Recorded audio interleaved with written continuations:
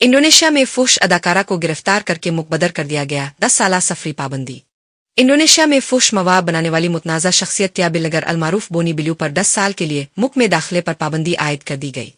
आलमी खबर रसां इदारे के मुताबिक बोनी बिलू को बाली में एक स्टूडियो पर छापे के दौरान हिरासत में लिया गया था, जहां से कैमरा आलात और दीगर अशिया जब्त की गई।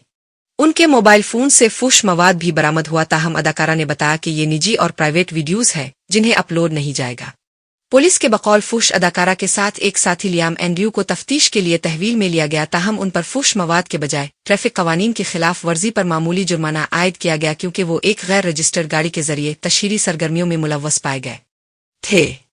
ओनी बिलू को डिपासार की जिले अदालत में पेश किया गया, जिसके बाद उन्हें मुकबदर कर दिया गया, जबकि 10 साला सफरी पाबंदी भी आयद की गई।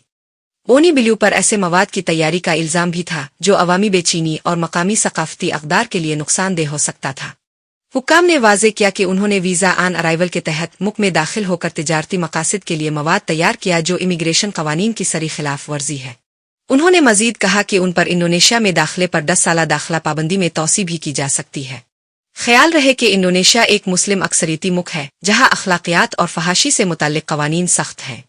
इब्तिदाई तौर पर जिन इल्जामात के तहत बोनी बिलू को हिरासत में लिया गया था, उनकी सजा 15 साल कैद और भारी जुर्माना हो सकती थी, ताहम हतमी तौर पर मामला इमिग्रेशन कवानीन की खिलाफ वर्जी तक महदूद रहा। गिरफ्तारी और मुकबदरी के बाद अपने पहले बयान में बोनी बिलू ने कहा कि उनका बाली में दौरा खत्म हो चुका है।